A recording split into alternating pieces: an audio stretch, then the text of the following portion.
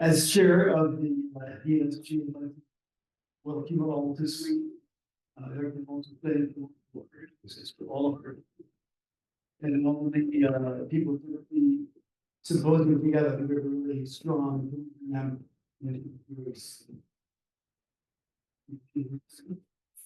Welcome, everybody.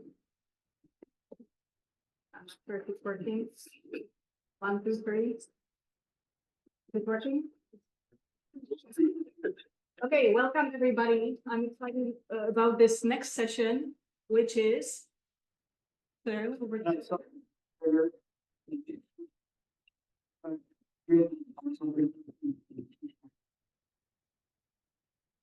And I'm the pleasure of introducing the first presenter for the session, Vasanti Malik from the University of Vasanti, please.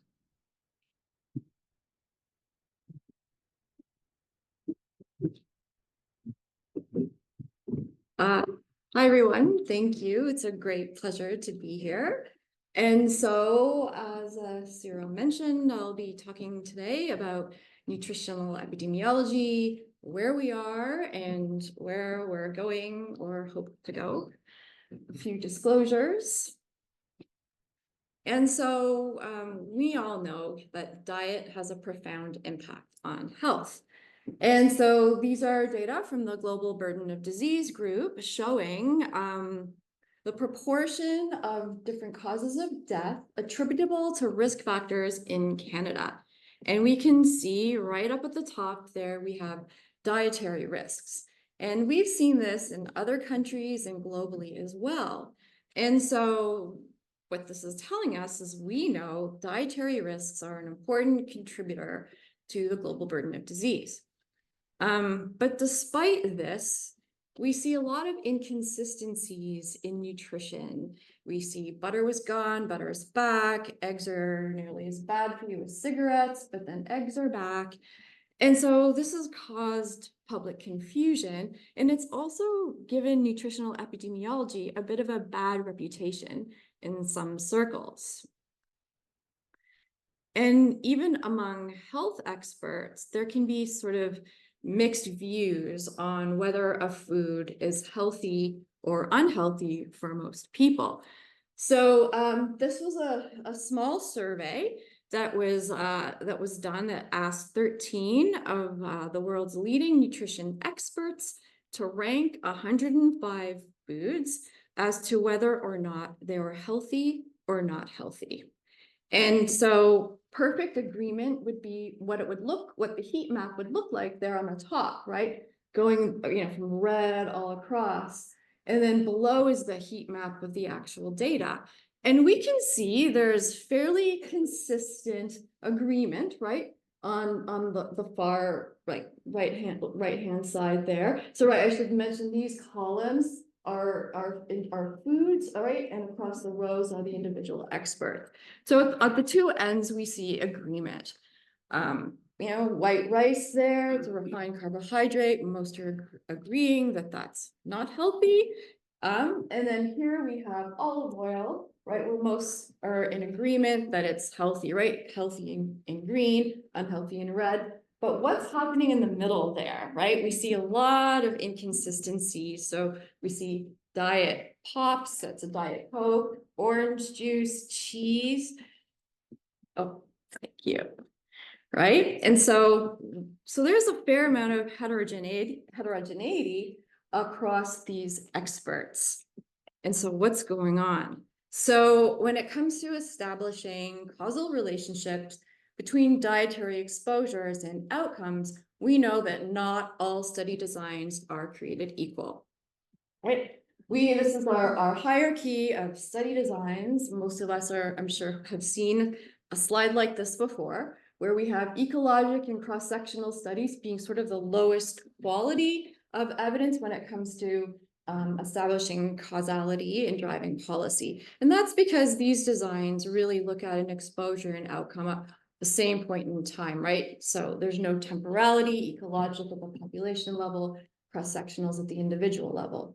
Then, of course, at the other end, we have randomized controlled trials, which are considered the gold standard And that's because of the randomization, right? The randomization, really you get sort of equal distribution of factors across groups that are randomized to a control and an intervention scenario. And so that gets rid of confounding. So this is the design that we rely on for establishing causal relationships.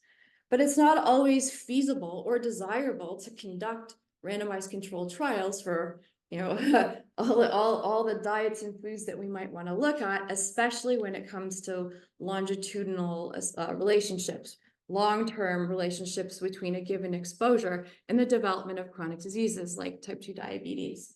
And so that brings us to our prospective cohort studies. And these are really, really powerful in helping us establish longitudinal relationships between a given exposure and outcome. Of course, it's observational, so we still do have that problem of confounding. So when we look at the evidence on the Mediterranean diet from prospective cohort studies and randomized controlled trial, we can see that the findings are pretty consistent. So this is across the two types of design. So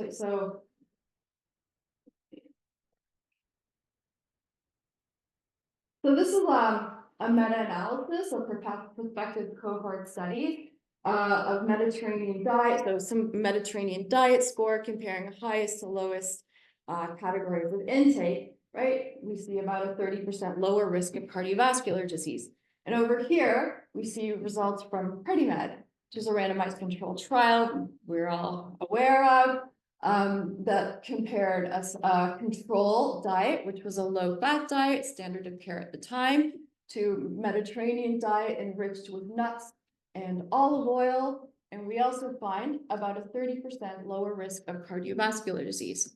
So we're seeing this consistency across the design. So we're fairly consistent, or we're fairly, we're convinced, right, that Mediterranean diet is beneficial for cardiovascular disease. But we don't always have a randomized controlled trial with a primary prevention trial to really benchmark cohort studies against. It's just not feasible. And so what do we have? How do we establish causality from observational research? And so Sir Bradford Hill developed a checklist. So our Bradford Hill criteria for establishing causality, which is a checklist of key conditions that we can use to help infer causality from observational research cohorts. This includes strength of the association, dose response, temporality, biological plausibility, right, mechanisms, and then experimental evidence. And so a few years ago now, more than a decade, we actually applied the evidence on sugar-sweetened beverages and risk of type 2 diabetes from prospective cohort studies to the Bradford Hill criteria. And we can see that the evidence pretty much meets all of those criteria. We have the strength of the association, the temporality, the dose, biological plausibility, experimental evidence, etc. And so this is really interesting because this body of evidence on sugar-sweetened beverages has moved policies forward to limit intake of sugar-sweetened beverages and added sugar, largely from observational research and some short-term mechanistic studies, right? This is showing the number of countries that are implementing sweetened beverage taxes. So this is kind of similar to the trans fat story, tobacco story, where we're relying on evidence from observational research, where we don't have trials of sugar-sweetened beverages with cardiovascular disease or any primary prevention trials. So really highlighting the strength of this design in public health. But unlike the evidence on sugar-sweetened beverages, the evidence on artificially sweetened beverages or non-nutritive sweetened beverages is not so clear, right? Remember in that heat map at the beginning, Diet Coke was one of those food items that was sort of in the middle of that heat map, right? experts were not agreeing on whether or not this is a healthy item or an unhealthy item. And we can understand why, because we see inconsistent evidence regarding artificially sweetened beverages in cardiometabolic outcomes between randomized controlled trials and cohort studies, right? This is inconsistent. So here we have a meta-analysis of randomized controlled trials that are showing substitution of non-sugar sweetened beverages for sugar sweetened beverages on cardiometabolic outcomes. The intended substitution, right? And then over here, we see a meta-analysis that's looking at artificially sweetened beverages with cardiometabolic outcomes from cohort studies. This was a reanalysis by Tosi Khan, who reanalyzed a meta-analysis that was published in this topic in the Canadian Medical Journal that concluded that the evidence on diet soda, non-nutritive sweetened beverages, and cardiometabolic disease suggests a positive relationship. And that's what we see here. We see a positive relationship. So non-sugar sweetened beverages are associated with higher risk of these chronic diseases, which is not reflected in the RCT data. And so why this discordance? What's happening here? And so there are methodological challenges specific to cohort studies that can impact the interpretation of findings. And that's particularly the case for non-nutritive sweetened beverages or artificially sweetened beverages, because because of the way they're consumed and used, these studies are prone to reverse causation. So this is being at high risk for outcomes because you have metabolic risk factors and you change your behaviors. And so you get a spurious association between, say, the non-nutritive sweetened beverage and the outcome. We also know that cohort studies have residual confounding by poorly measured or unmeasured confounders, even when you adjust for confounders in your models. And then another issue is that the majority of cohort studies, particularly on the topic of non-nutritive sweetened beverages, use prevalent or baseline analysis. They're looking at baseline dietary exposure in relation to an outcome that happens over time. And so we don't know what's happening over time. People might be developing risk factors, changing their diets. So that's really prone to reverse causation. We also know that diet is compositional. That's another thing that we need to consider in our cohort studies. So when you add something to the diet, you're also going to be taking something away and vice versa. So this also needs to be considered. And then, of course, we have measurement error in the dietary assessment tools that are used in cohort studies to measure dietary intake. And this can be random or systematic. So this is our food frequency questionnaires, our 24-hour recalls, and our diet records. But there are robust design and analytical strategies that we can use to help address some of these methodological challenges in cohort studies. And so we're going to go through some of these right now. So the first one we're going to talk about is a change analysis. So this is when we model in a cohort study the association between changing your intake levels and how that impacts the development of an outcome. And of course, you need repeated measurements of diet to do this kind of analysis. And so here, so this is a meta-analysis that's showing the relationship between non-nutritive sweeteners and weight change using data that was using a prevalent analysis, so baseline intake. Here we see that positive association, which has been reported in that meta-analysis I shared earlier. And then we also see the data that's using the same from the cohort, the Harvard cohort studies, the nurses health study and health professional study, that's using a change analysis. And here we can see an opposite association. Here we see the association is protective. And this is not just specific to artificially sweetened beverages. We see this with other dietary exposures as well. So this is also the same data from the nurses health study, but now looking at a number of other foods, we can see the diet soda on the bottom here, right? So in column A, this is the prevalent analysis. We see that positive association with diet soda and weight gain. And then this is the change analysis where we don't see that anymore. We see a slight inverse association. But look at what's happening up here too with potato chips. When you're looking at the baseline, with the baseline analysis, we're getting, you know, an association that's seemingly beneficial for weight. Whereas when we look at the change analysis, we see the opposite.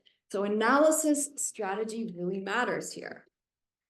The next type of analysis we're going to talk about is a substitution analysis. And remember, we know that because diet is compositional, when you add something, you're taking something out, and this needs to be accounted for. So this was a meta-analysis done by John's group that looked at prospective cohort studies that use substitution analysis to look at the relationship between low-calorie or non-nutritive sweetened beverages for sugar-sweetened beverages.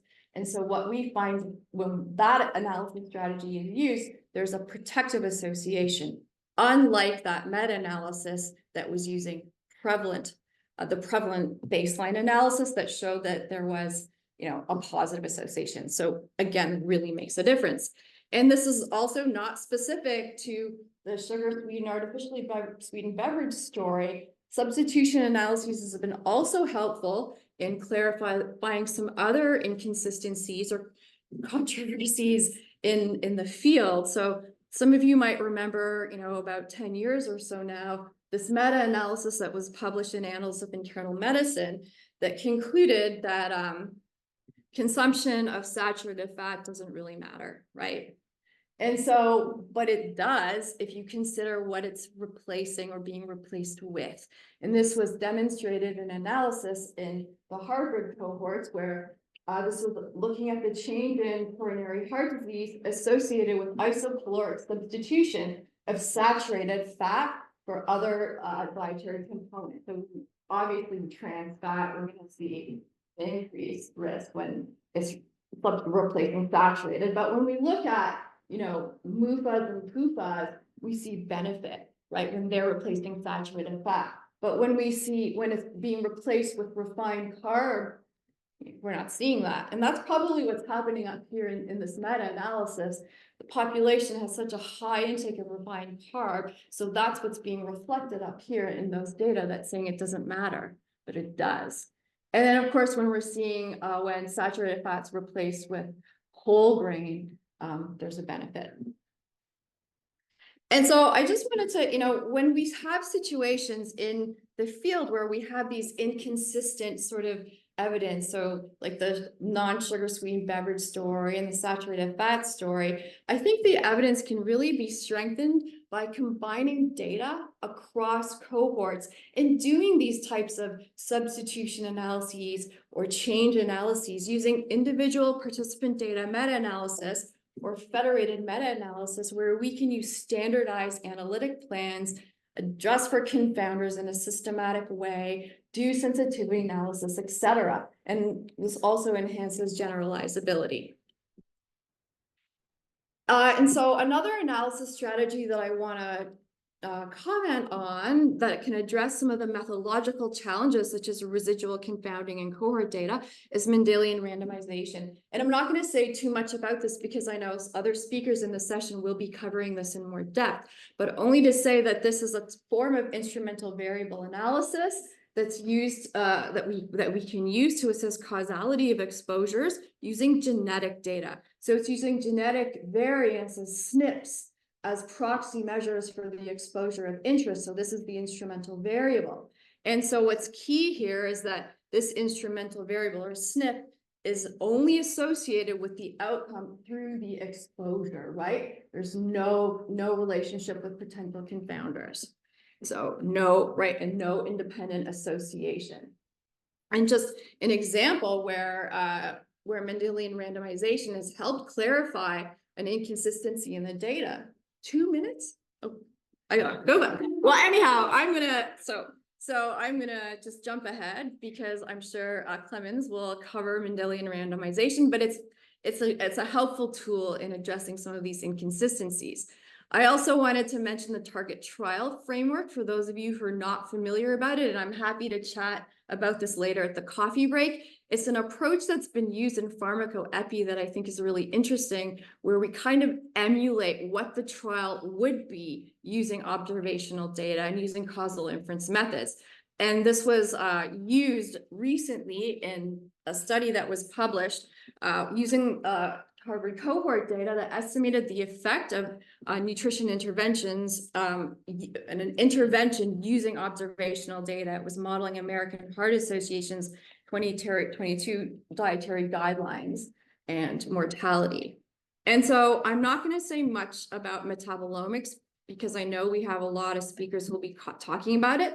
But I do want to say that this is a useful tool in addressing some of the methodological challenges we see in observational data, specifically with respect to our exposure assessment, their ability to come up with objective assessments for dietary exposures, I think is key, as well as helping disentangle some of the biological mechanisms that underpin the associations between diet and disease.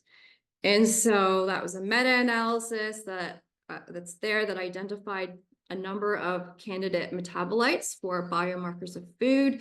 And then finally, just to say, AI-powered nutrition apps is another tool in our nutritional epidemiology toolkit that could be helpful for reducing some of that measurement error in dietary assessment.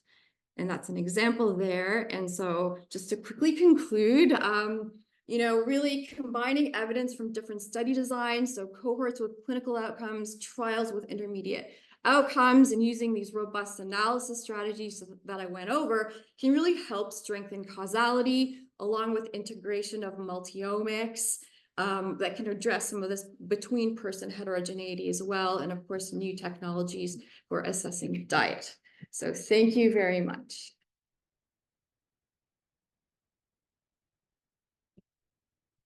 Thank you so much, Vasanti.